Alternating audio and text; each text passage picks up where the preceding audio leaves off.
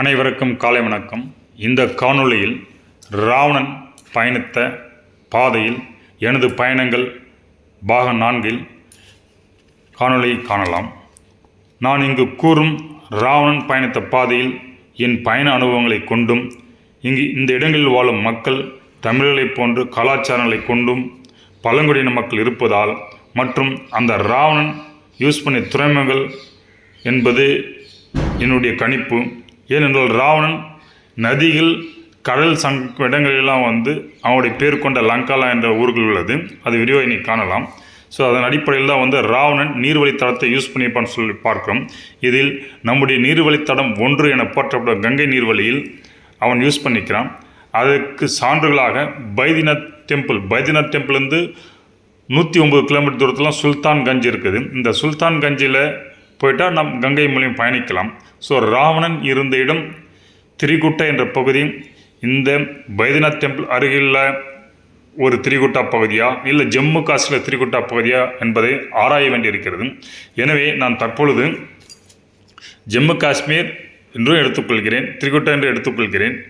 இந்த ஜம்மு காஷ்மீர் பகுதி எடுத்தால் அவர் அப்படியே ஜம்முவிலிருந்து சிம்லா வழியாக ஹரித்வார் வரலாம். ஹரித்வார் வந்தால் அங்கிருந்து கங்கை பயணிக்கலாம். அப்படி பயணித்து இந்த பைத்யநாத் டெம்பிள் சுல்தான்கஞ்ச் மூலம் அங்கிருந்து நிலப்பு மூலம் இந்த டெம்பிளை அடைந்திருக்கலாம். நீங்கள் பூஜை செய்துவிட்டு திரும்பி இருக்கலாம் ஸ்ரீலங்காவுக்கு. அவர் திரும்பிய பாதையில் தான் என்னது பார்ப்போம். ஸோ இந்த பைத்யநாத் டெம்பிளில் ராவணன் தன்னுடைய ஆணவத்தை போப்பதற்காக இறைவன் அவனை பிரேயர் வைக்கிறான். இந்த கைலாயத்தை பேத்து வரும்போது சிவனுடைய அவருடைய நிருபத்தை உட்பாகும்போது அவருக்கு கொடுத்த அந்த கைலாயமலை எடுத்து செல்ல அனுமதி இல்லாமல் அவருக்கு ஒரு ஆத்மலிங்கம் கோடு மாதிரி லிங்கம் கொடுக்குறாரு. அதை எடுத்து செல்ல அனுமதிக்கிறாரு.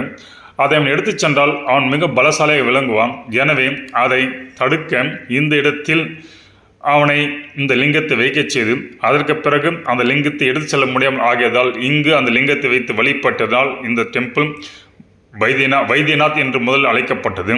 இங்குதான் இந்த லிங்கம் அவன் எடுக்கும்போது வராதால் அதற்காக அவன் கடும் தவம் புரிந்து தனது ஒவ்வொரு தலைகளாக பேய்த்து கடைசியில் இருந்த தலையும் அடுத்து முற்படும் போது அவனுக்கு சிவன் காத்தருந்து அவர் அருள் பாலித்து அவனுடைய தலையும் ஈல் செய்த இடம் இந்த வைத்தியநாத் ஜோதிலிங்கம். இதனே அந்த கடவுள் பேர் வைத்தியநாத் என்று அழைக்கப்படுகிறார். அதன் பிறகு இங்கு வேடன் பைஜு என்பவர் இதனை தொடர்ந்து பூஜித்து வந்தால் பிற்பாடு பைத்யநாத் என்று பேர் மாறியது.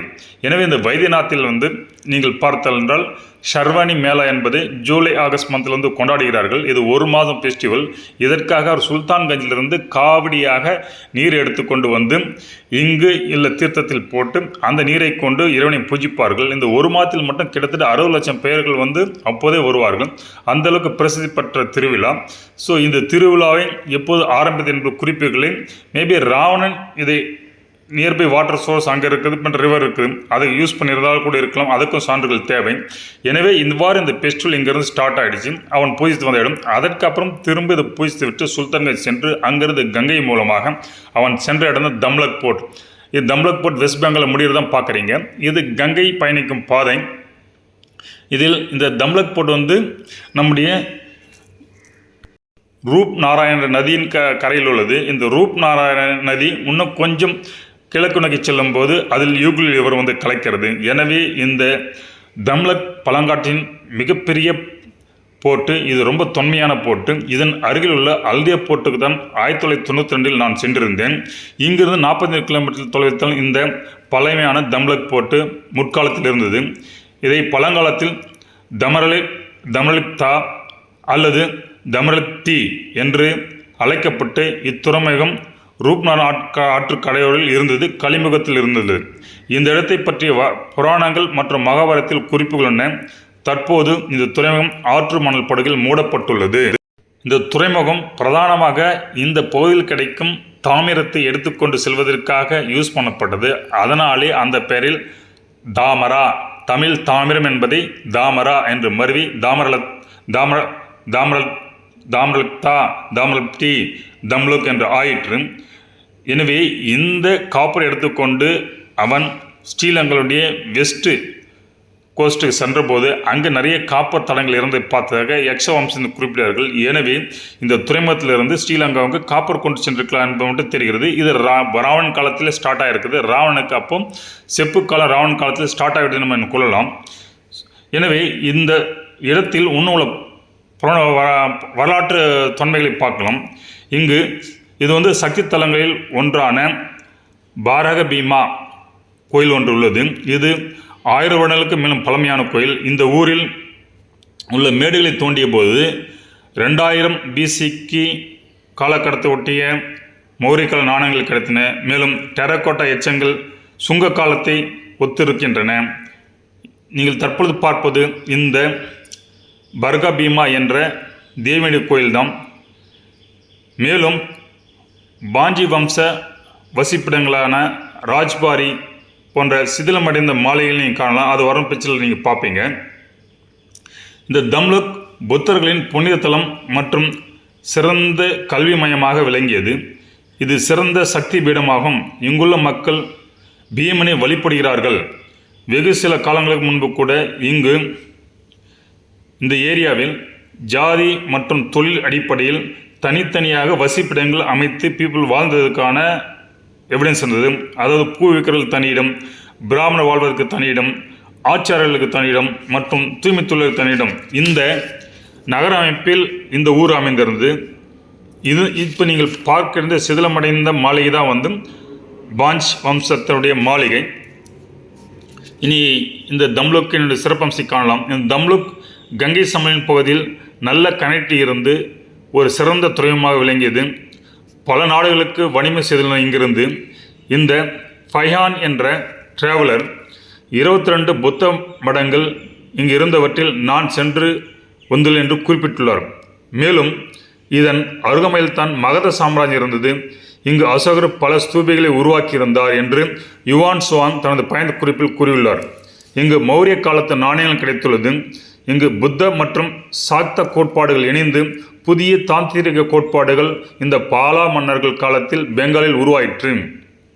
இந்த போர்ட்டிலிருந்து தான் சிங்கள மன்னன் விஜயா தன்னுடன் 700 பேருடன் கப்பல் மூலம் ஸ்ரீலங்காவுக்கு சென்றிருக்கிறான்.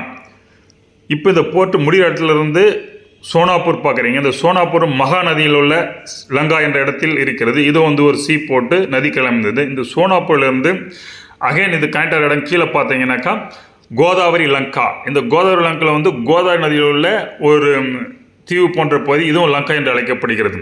எனவே இந்த எங்கெங்கு ராவணன் துறைமுகம் நதிகளில் களிமுகங்களில் உள்ள துறைமுகங்களை அமைத்துள்ளான். இந்த களிமுக துறைமுகங்களை லங்கா என்று அழைக்கிறார்கள். இது தீவு போன்று நதிகளால் உருவாக்கப்பட்ட தீவு போன்று இருக்கும். இந்த இடத்தை அவன் நேச்சுரல் ஆர்பர், அதாவது இயற்கை உருவான துறைமுகமாக வைத்து இதன் மூலமாக நீர்வழி தடங்களை கொண்டு அவன் கப்பலை இயக்கி இருக்கலாம் என்பது என்னுடைய கணிப்பும்.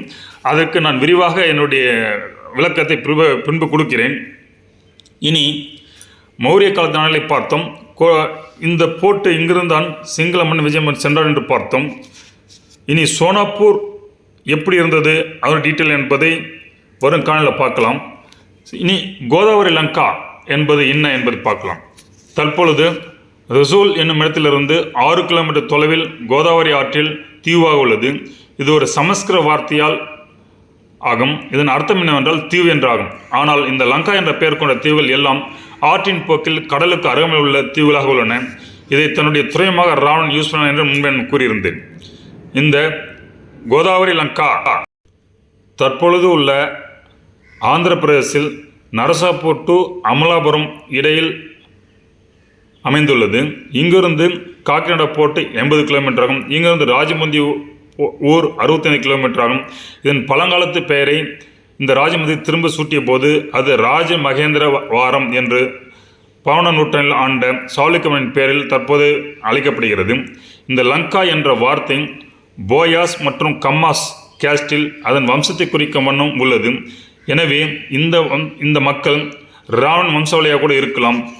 எனவே இந்த கோதாவரி பேசின், அதாவது கடல் கலக்கிற இடங்களில் பல லங்காக்கள் அதை சுற்றி உள்ளன.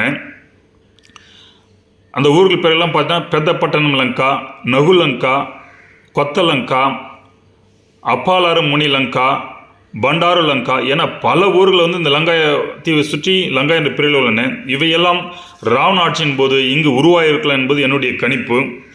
எனவே இங்கிருந்து கோதாவரி வழித்தடங்களை யூஸ் செய்து அவன் ஸ்ரீலங்கா பயணித்திருக்கலாம். இந்த கோதராமக்கிலிருந்து 66 கிலோமீட்டரில் பீமாவரம் ஊர் உள்ளது மற்றும் 50 கிலோமீட்டரில் நரசாப்பூர் ஊரும், தாக்ஷாராம்பூர் 50 கிலோமீட்டர் ஊரிலும் 50 கிலோமீட்டரிலும், பாலக்கூல ஊர் 43 கிலோமீட்டரிலும், சமரலக்கோட்டா 87 கிலோமீட்டரிலும் உள்ளன. இங்கு 186 கிலோமீட்டரில் அமராவதி என்ற ஊரும் அமைந்துள்ளது. இந்த ஊர்கள் எல்லாம் புகழ்பெற்ற பஞ்சராம கோயில்கள் உள்ளன. இவையெல்லாம் ராமர் வென்ற பின் அவரின் கட்டுப்பாட்டில் வந்து இந்த பகுதியில் பஞ்சராம கோயில்களை சென்றவர் தரிசித்திருக்கலாம். அவர் தரிசித்த இடங்களில் பஞ்சராம கோயில்கள் உருவாகி இருக்கலாம். ஏனென்றால் இங்கு ராமர் முருகன் காலத்துக்குரிய அந்த ஓவர்லாப்பை தான் நான் இது மாதிரி குறிப்பிடுகிறேன். எனவே இந்த கோயில்கள் எல்லாம் முருகர் தான் கட்டுறாரு. அது எப்படின்னு பின்னாடி பார்க்கலாம். நான் இந்த கோயில்களை சாமரலக்கோட்டையில் உள்ள குமாரராமா கோயிலையும் திராட்சராமில் உள்ள திராட்சராமா கோயிலையும் நேரில் சென்று 2014 பார்த்துள்ளேன். இவை மிகவும் பழமையான கோயிலாகும். இதை தவிர அமராவதியில் அமரராமா கோயிலும், பாலக்குழுவில் ஸ்ரீராமா கோயிலும், பீமாவரத்தில் சோமராம கோயிலும் அமைந்துள்ளன. இந்த கோயில்கள் எல்லாம் பழைய லிங்கம் கொண்ட சிவாலயங்களாகும்.